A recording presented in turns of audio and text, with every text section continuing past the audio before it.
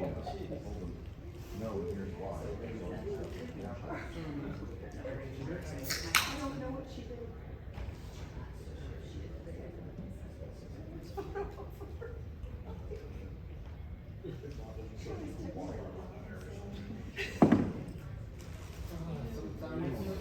I'd like you to engage the owner about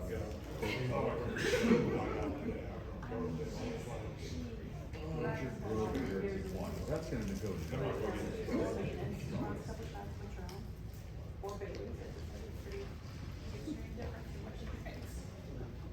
Oh, this is their, trying to.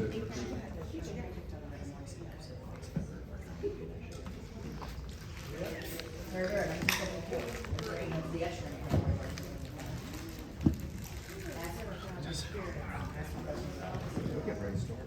Yes.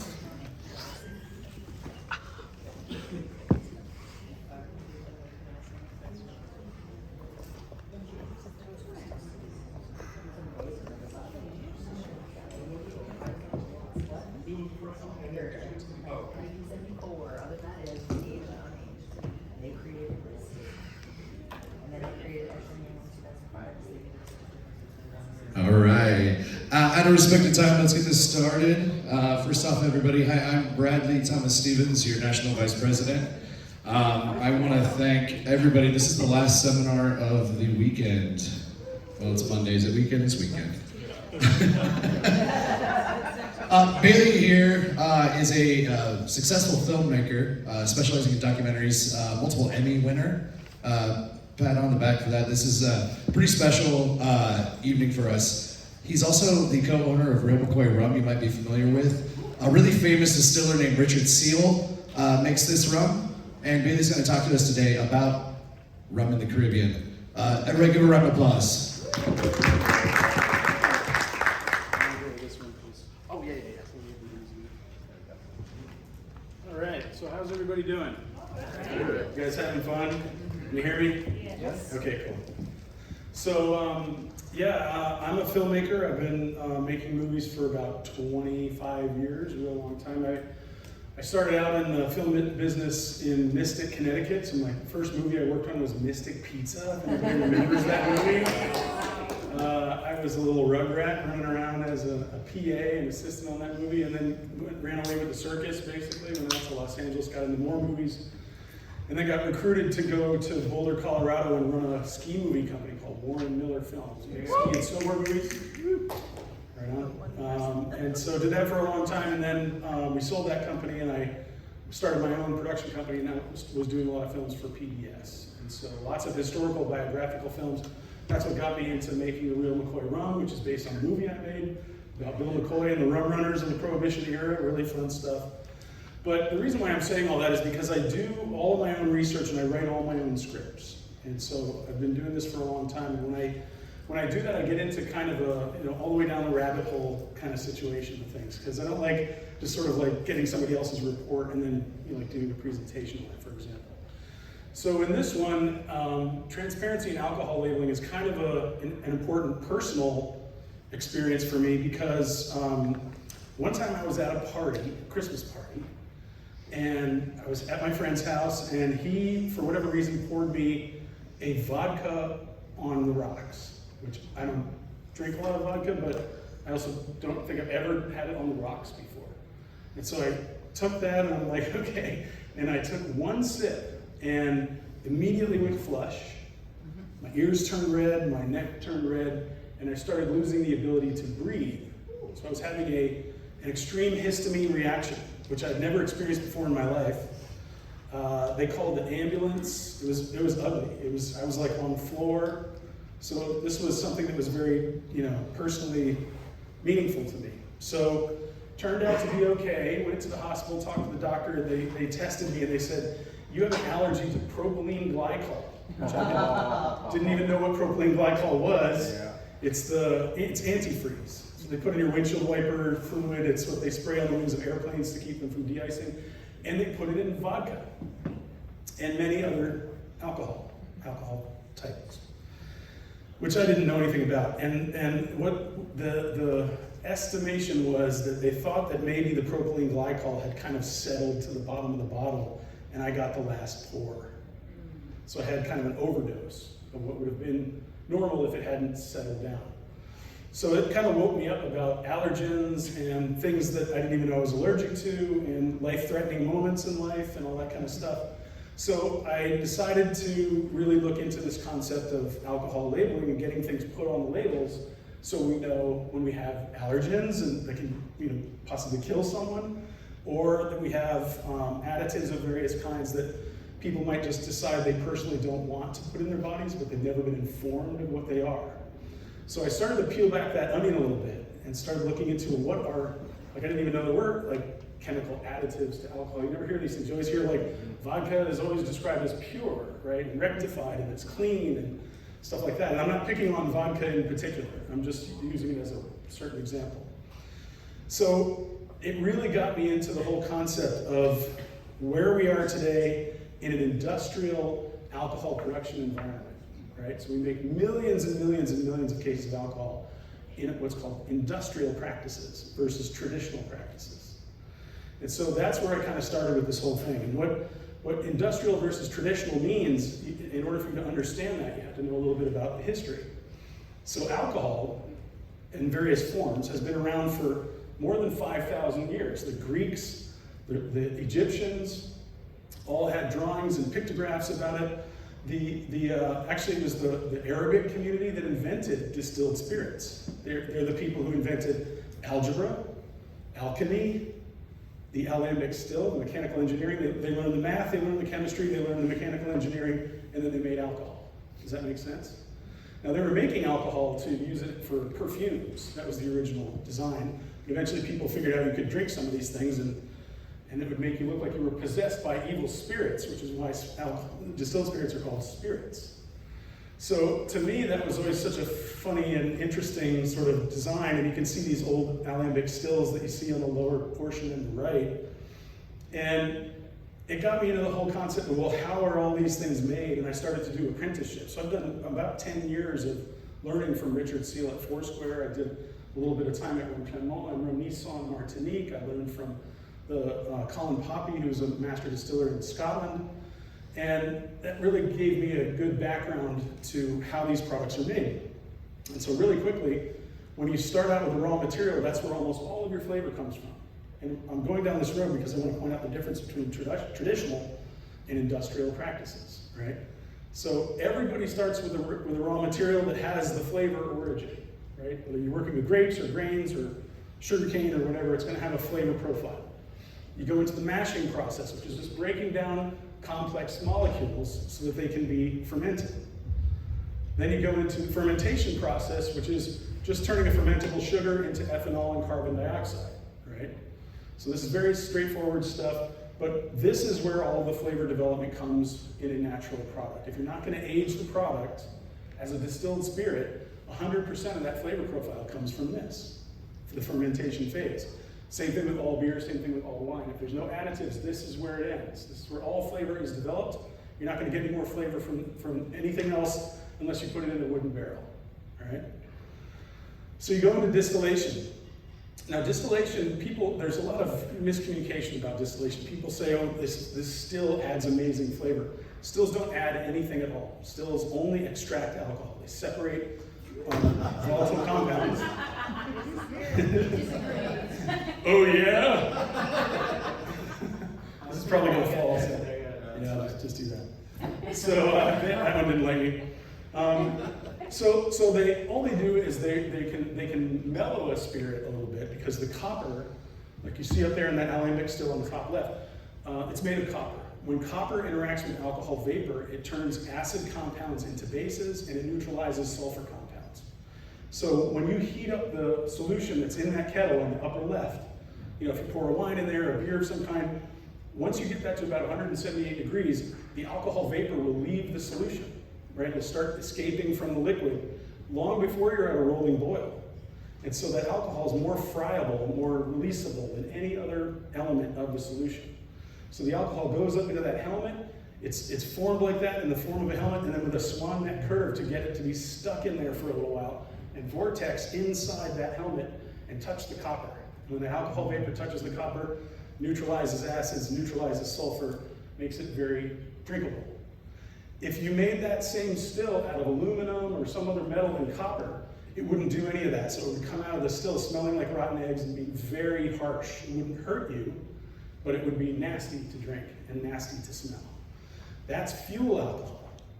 So when you go to the gasoline pump and you pull out the pump, right there on the pump it says contains ethanol, right? So that's fuel alcohol in a non-copper still, usually massive facilities that you see on the side of the highway with eternal flame burning and stuff like that. A lot of times that is where the ethanol is produced that gets put in your car.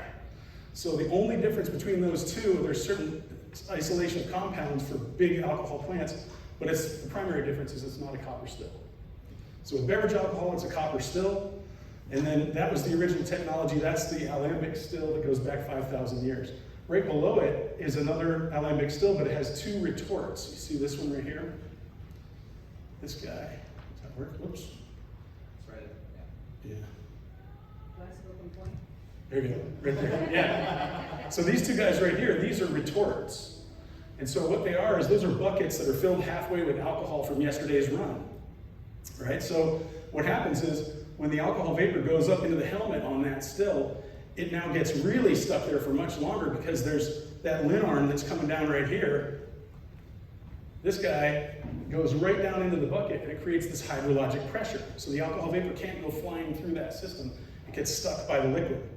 Until the energy, the heat from that still heats up that first retort, then it allows the alcohol vapor to pass through until the next tort, where it gets stuck again and then allows it to go through. And the whole point of doing that is called retardation, retarding the process. That's why they're called retorts. So you're slowing the whole process down to neutralize acid compounds and sulfur compounds.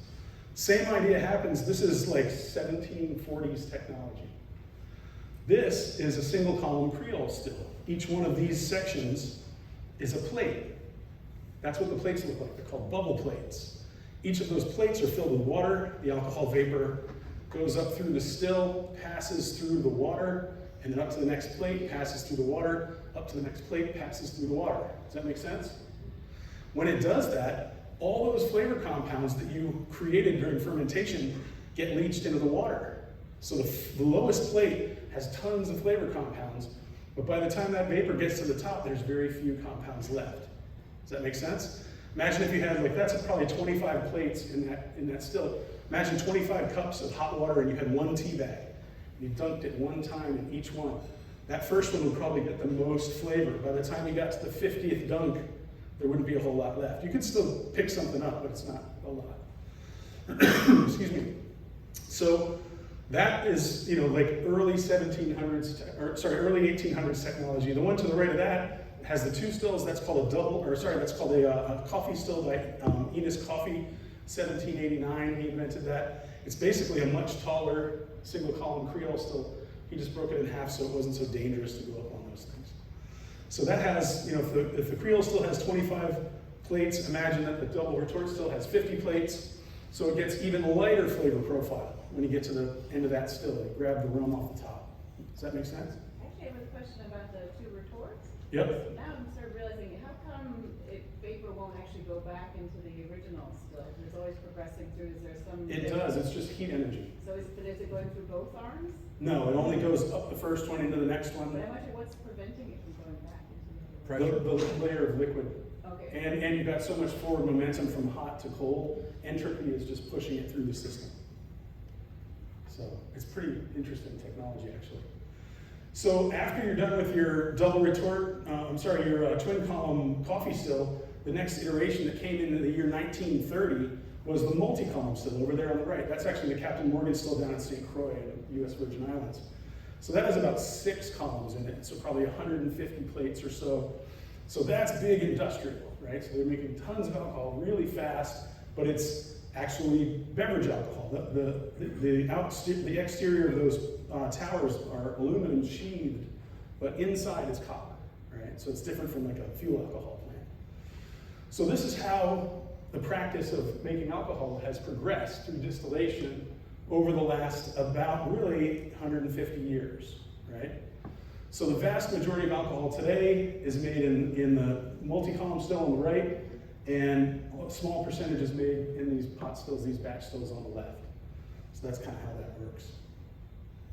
So the last phase of flavor development naturally is when you take a distilled spirit or a wine or a beer and you put them in an oak barrel. You know, American white oak, the Quercus alder tree, that's the most widely recognized and used, primarily because the bourbon people have to do it in virgin oak casks every time. So you get lignins, tannins, hemicellulose from the wood in that phase, and it's really beautiful. You pick up these amazing flavor compounds. You're also doing another phase of maturation that is just like the alcohol phase when the alcohol vapor hits copper. When it's in a wooden barrel and there's a char layer in the barrel, the activated charcoal neutralizes sulfur compounds, neutralizes acid compounds, makes it smoother over time. So this is how spirits in beer and wine are made and having natural flavor development. So you end up with traditional production methods, usually heritage raw materials, natural microflora, open top fermentation, pot still distillation, barrel aging, no additives, actual age statements, and the whole point of all of that work is flavor development, is making a great tasting spirit. When you get to the industrial scale, and I'm not picking on these guys, this is just a picture that I have, but all the industrial alcohol producers are working more for volume, and that's really important to have these huge volumes of alcohol.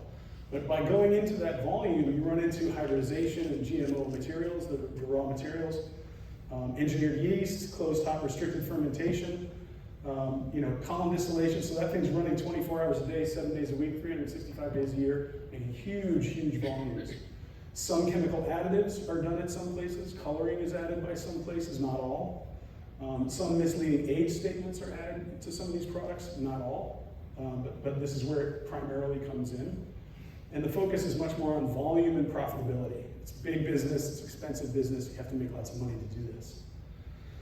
So where this goes to label transparency is the whole concept that basically nothing is really stated on any alcohol label, right? You can't buy a bottle of water in the United States without having ingredients and serving facts in accordance with the USDA recommended information on every single bottle. You can't buy any processed food, any prepared food of any kind, all is mandatorily labeled with this information, but no beverage alcohol is. Why is that? Because alcohol isn't regulated by the FDA and the USDA. It's regulated by the TTB, Tax and Trade Bureau. They don't have these regulations. So no alcohol, not one beer, wine, or spirit in America has any nutritional information, any ingredients. There's a few people, I know you guys are gonna say, well, I know this one person that does. There are a few that list some ingredients and things like that. But essentially across the board, there's no beverage alcohol that has any of this labeling information. The first element to think about is the statement of age, right? According to the TTB regulation, chapter 8 of their regulations, it says there's only 2 types of age statements. You can only say X number of years old or aged X number of years, right? That's it. Nothing else is a legal age statement.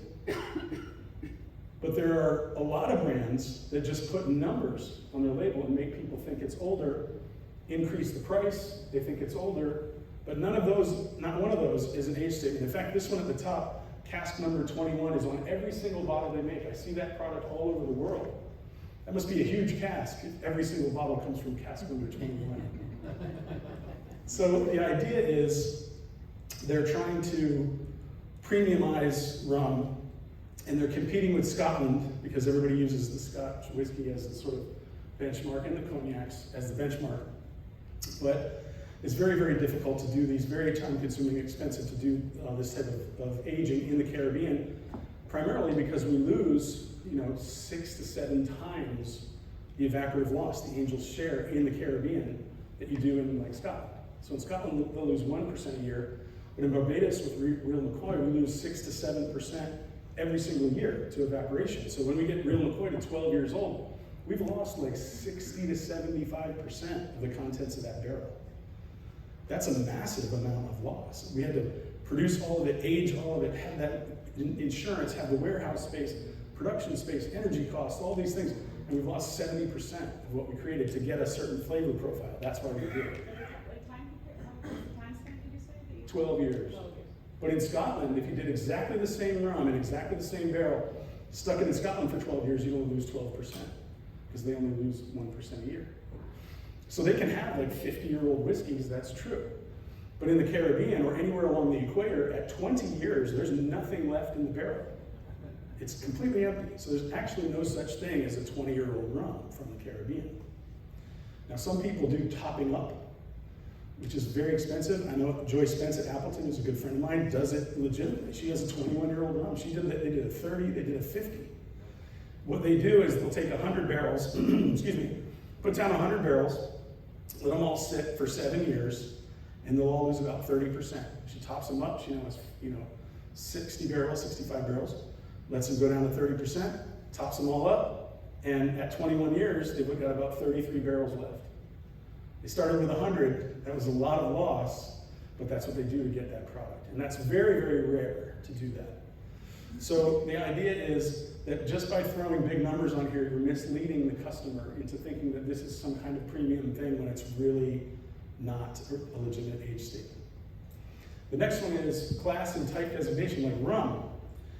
This is the only descriptor for rum. In chapter 4 of the TTB regulations, if you see whiskey, there's like 16 different kinds of whiskey, but they put all of rum in one little paragraph. And the only designator is that it must come off the still less than 95%, because 95% means neutral spirit, which means no endogenous flavor. And it must not be less than 40%. But there's numerous rums out there that are less than 40%. So they're technically liqueurs, but for some reason the TTB allows them to still call them rum, even though they're like 35 or 37%. So the TTB isn't enforcing its own regulations.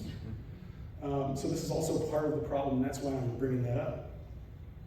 Tequila, derived principally from the agave, but as we're all seeing what's unfolding in the press, there's actually a tremendous amount of rum in most tequila. In fact, in many cases, it's the vast majority of what's in the bottle is actually multi-column still rum.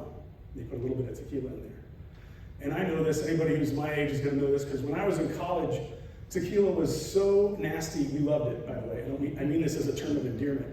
It was so nasty that you had to have salt and a lime wedge, and you had to lick the salt and do the shot and eat the lime, and that was the only way anybody would do these things, and you would dare your friends to do it, and it was fantastic, and we loved it. And today, they're like, yeah, they're so smooth, and people are sipping them neat, and they're pairing them with chocolates, and you're like, what magic is this? What did they do? But it's all the same process, they're just diluting with other things that are less harsh. So, and that's because most tequila is less than a year old. And in a barrel, you're not getting a lot of neutralization of sulfur compounds in 1 year.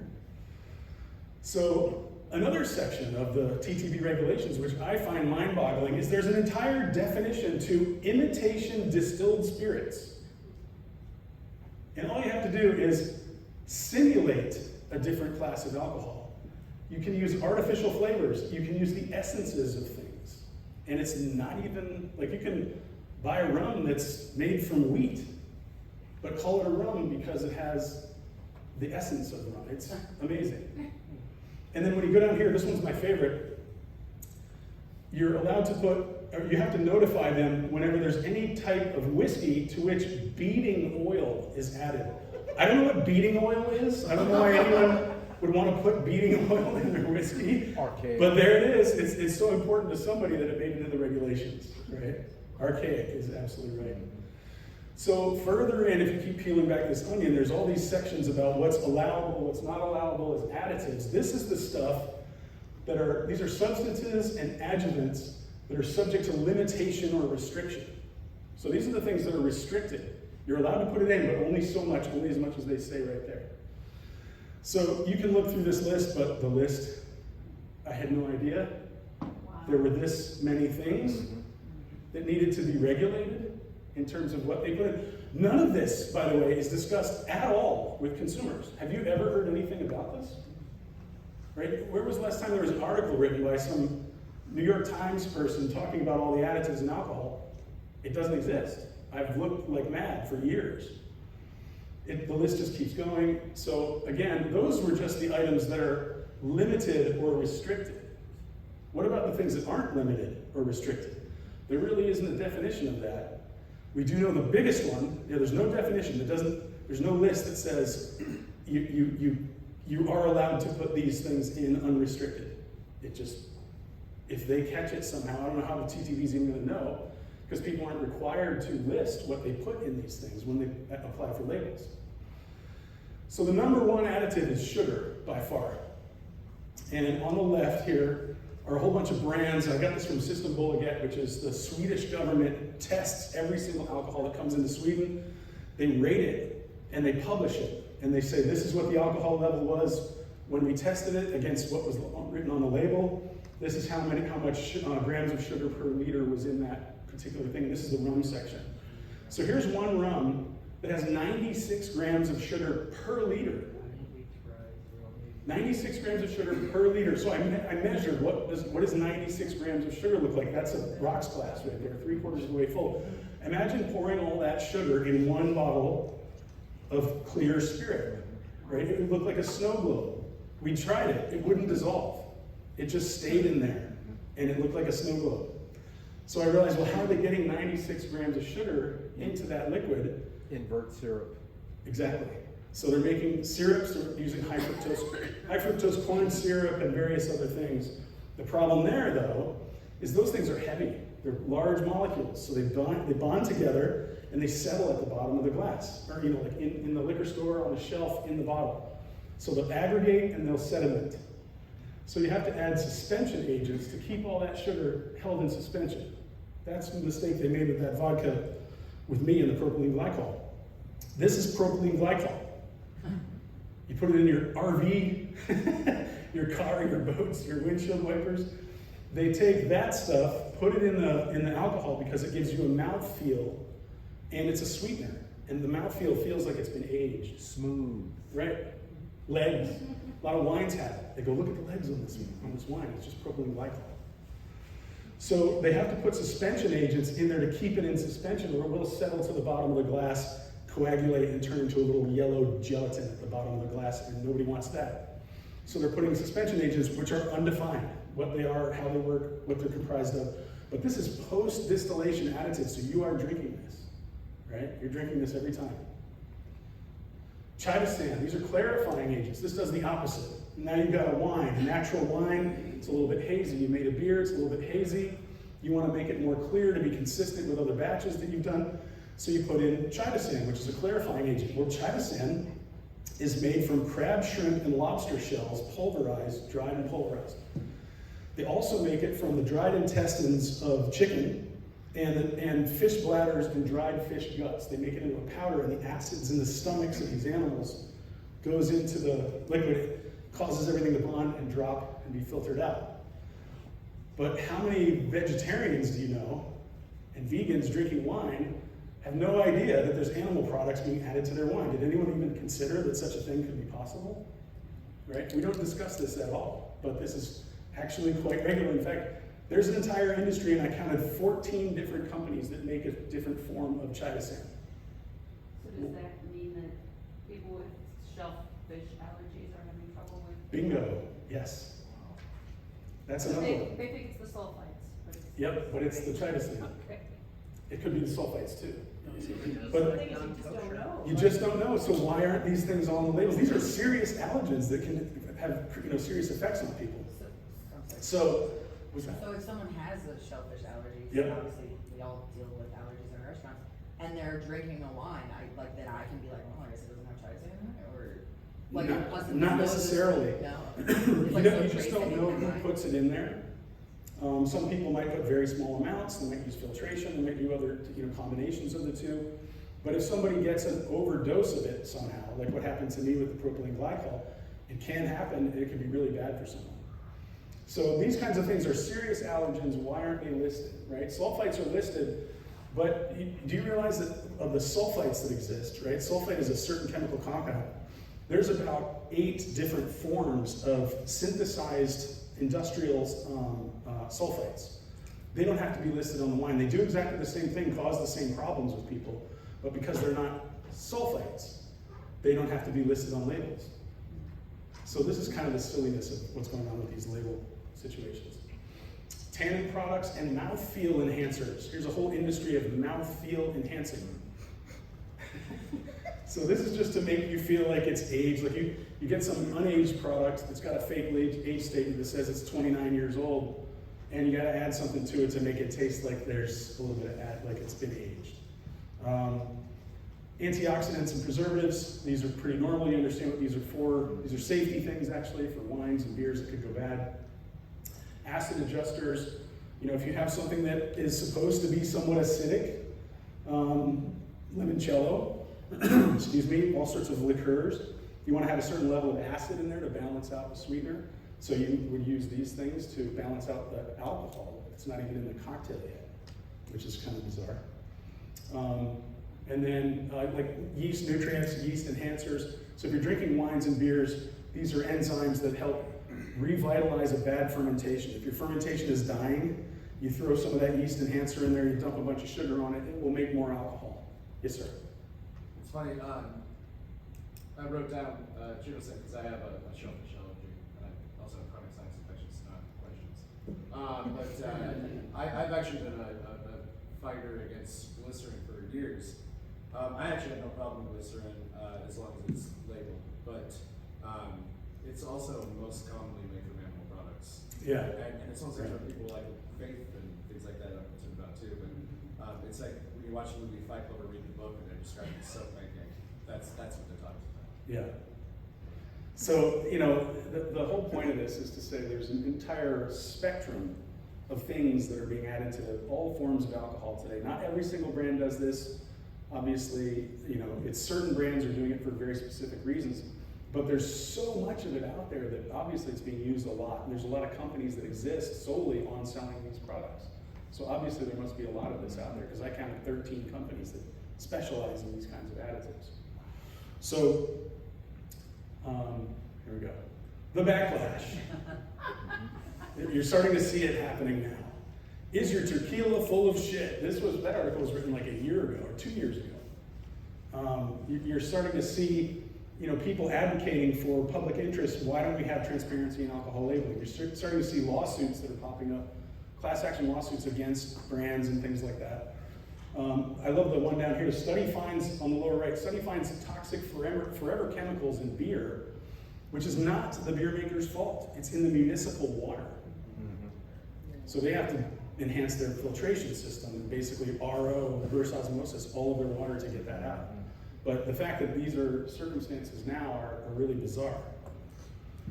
The war on transparency, there is a hot war going on right now, especially in Mexico, to stop anyone from saying anything bad about tequila. The CRT, which is the Mexican regulatory body, filed a lawsuit against the Additive-Free Alliance, telling them you can't tell people that tequila has additives and this one doesn't. Only we're allowed to do that, but they refuse to say that. They refuse to tell anybody, but now they're suing anybody who opens up their mouth. So talk about authoritarian regimes. This is the Mexican government trying to stop Americans from writing about their research into this. So they could probably try to stop me right now if they wanted to. So there's the family right there, the husband and wife on the right that started Tequila Matchmaker, whose house was raided by the Mexican government, who had to move to the United States, back to the United States. I mean, the Mexican government even went after Padron because Padron said additive free. So if they have no additives in their products, why can't they advertise that? They should be able to advertise that. But because the tequila, this group is trying to gag them, because they just don't want anybody to talk about what's in the tequila.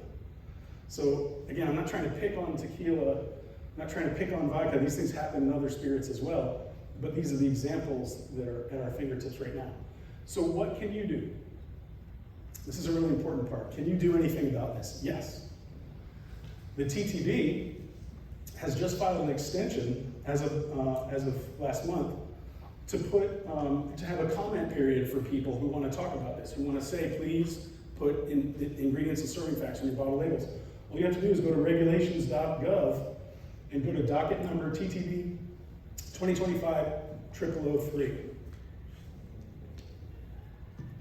What is it? Regulations.gov. Sorry, the blue I can't see on this. Sorry, yes, regulations.gov. And if you go to that docket number, you can say, all you gotta do is say, I want you to put all the ingredients and serving facts on every bottle label. And don't let them talk you into only putting ingredients, because anybody can then leave an ingredient off, like the sugar, from the list. But if you also have the serving facts, you must send that to a third-party lab. The third-party lab sends the results to the government to get the cola label approval. And if you left the sugar off, and they send 96 grams of sugar through on the test, the independent lab's gonna say that's 200 calories per shot. So where's all this calories and carbs coming from if you don't have sugar listed on here? So you've gotta have both. That's why the FDA has ingredients and serving facts.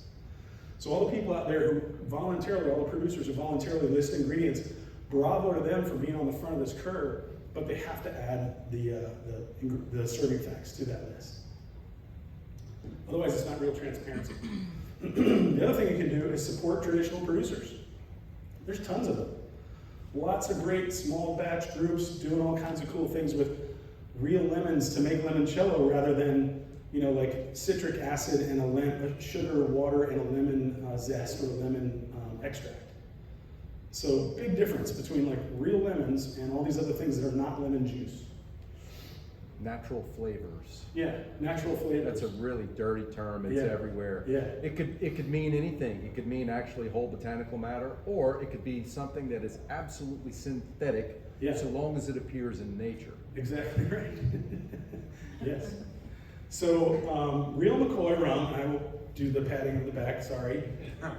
We were the very first beverage alcohol in America to list ingredients and serving facts in accordance with the USDA mandatory language on our bottle labels voluntarily in the United States. 2016. And we had to fight with the TTB for 3 years to get them to allow us to do this. For 3 years, they rejected every label we made. And finally they said yes. And they said, okay, because they thought we were trying to make some kind of health claim. You know, we're trying to say this is healthy, because alcohol isn't healthy, you know. It's fun, but it's not healthy for you, right? So we weren't making a health claim, we were just trying to disclose ingredients. Like on the Real McCoy 3-year rum, it's made of Barbados spring water and rum, that's it. There's no 96 grams of sugar, there's no all these things. And we can prove it by sending that out to the BDAS lab, and we come back with a calorie count of 98, 0 carbs, 0 fat. If you took that 96 grams of sugar per liter rum and sent it to them, it was 200 calories a shot.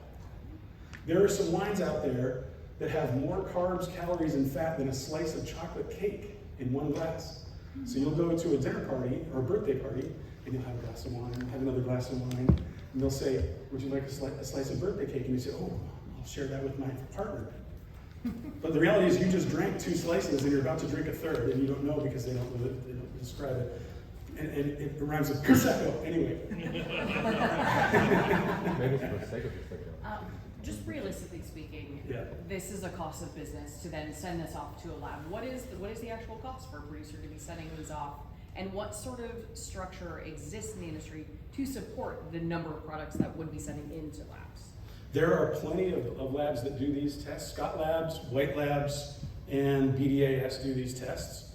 They can be expensive depending on how far you go. Some people want the full spectrum with proteins and all sorts of things, but it's about $100. So think of $100 per expression. You know, Johnny Walker Black could do this one time, and it would go on every label, and they never have to pay the $100 again. I'm just using them as an example. And they would pass because they don't put any junk in their products. So I started a new distillery in Connecticut, and we do single malt whiskey and bourbon and gin and other fun things, different stills for different products. We don't try to do it all in one still. And so we do the same thing with Veritable Distillery. We list our ingredients and serving facts. I talked to my friends at Mount Gay, and they're talking about doing it internally there because they don't do anything like that. Joyce Metz could do this at Appleton. Sorry, I'm losing my voice. I've been doing too many presentations lately. You know, there's a whole bunch of rums. Almost all of the single malt whiskeys would have no problem with this. All the bourbons would have no problem with this. It would just be sort of the adulterated cognacs, vodkas, gins, things like that. Usually those are all going to be sort of bigger brands that are going to have some of these additives typically. And the smaller brands are usually more sort of natural. That's just a rule of thumb.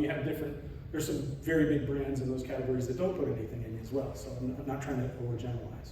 Yes. So if the TTB were to require this Mhm. in the future, then if brands are not American and they're not submitted, They would have to do it to come in. They would would have to not be able comply. to be sold here. Yeah. Would they? Okay. It's the same with food, right? If you're importing something from Italy, they will have to put the ingredients and everything, like an olive oil from Italy will have to. Every brand, conform. every Yeah. spirit brand sold in the US still has to comply with US labeling rules. Yes. The thing about this is, We would never get charged for it's an issue, it does create an issue with label real estate. But you know, and we're in an echo chamber here because getting TTB to do anything is like getting the Titanic to change course. Yes. There's really two ways that this could be done that would be easy. Number one, just like any food product, list the ingredients on every approved cola. Yeah. What's in it. Yeah. Or number two, another way to do it was for everything that has an SOI, like rum, if it contains anything other than water and sugarcane distillate, it must be disclosed, is another way to do it. Yeah, they don't enforce any of that language, but it doesn't Enforcement help is the a whole- consumer with the you know, the allergens. That's the big one. Because a lot of people said, why don't we just put QR codes on all these bottles? Then you could just have a little tiny bit of real estate and have a lot of information. That could be the best one, but you're still blocking people who don't have cell phones in their pockets, who now Yeah. can't, you know what I mean? That's So- not gonna work, yeah, it would have to be on the label, Yeah, in print, the minimum European font Union is size. doing it now, and they're doing it with QR codes, So that's what legal weed does. I guess. Yeah. Obviously, there's lots of folks championing for this, and what is the TTB's point of pushback? And then I'm also thinking about how, you know, tequila feels threatened by labeling, and then I'm thinking about how much it could boost the category of rum, because people have this misconception of rum being from sugar cane and Yeah. being full of sugar. Right. And then if. When it's one not, there's company's actually- found, yeah. put together, you could actually show, like, actually, there is no sugar in here. Yeah, it would be great for brands that don't do these things. That's the primary reason why there's so much fighting to stop those brands from being able to have that sales point. It's an anti-competitive thing on the part of really big companies. But there's a fear there that I think is misplaced. And that is that they did this exact same thing with all food in the United States, all prepared food in the United States in the 1980s. And McDonald's came out and said hundreds of thousands of people are gonna lose their jobs. And so did you know, like the farmers aren't gonna be able to make any money, the food isn't gonna be released, none of these things are gonna happen. And the government forced them to do it anyway, and nobody stopped going to McDonald's. No one who drinks, Fireball isn't gonna drink the Fireball because it's got all this ingredients, it's that long, you're gonna go, Yeah, they know the it's shit. Fireball, who cares, there's a bunch of shit in there, we're gonna drink it. Right, you eat Doritos, they go through the drive-through, whatever, you know, that's fine. What we need to be doing is give the people who must have this information the opportunity to have the information. The people who are not gonna get taken away in an ambulance because of an allergic reaction. Yes. How do you feel that the GRAS list, the generally recognized as safe list, interplays with this? I find that most consumers have no understanding that it exists, can't They find it when don't. they're searching for it Yeah. anyway. How do you feel like that could play into things? Well, that only exists because a brand approached the TTB and filed an application to get that one product added to the GRAS list. So this is the TTB having you demonstrate through two different sources of third-party labs that this product is generally accepted as safe for human consumption. And the only products that are on that list are because some company paid all this money, conducted these two separate sets of tests, and put it out there. So that's how like beating oil got into whiskey, I guess. Literally. But lately, my understanding is you can just show that it's for sale in a retail grocery store, and that's enough. They're getting better though. They are starting to look at, like, there's so much gluten in soy sauce now. So they're making everybody disclose it quite a bit more. Yes.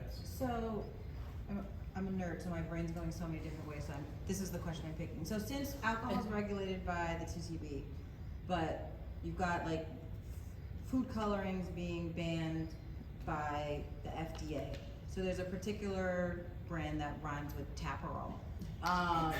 And I know that they have, I think it was FD&C red number 5. Yeah, Yeah. so. Like so many things. It used to How- come from beetles, now it comes from. Yeah, all so that. in an instance like this where we're trying to get more transparency on the label, you've got one organization that's regulating. Oh, no. a s- FDA is the, TTB Okay, so is, their parent. TTB is enforcement.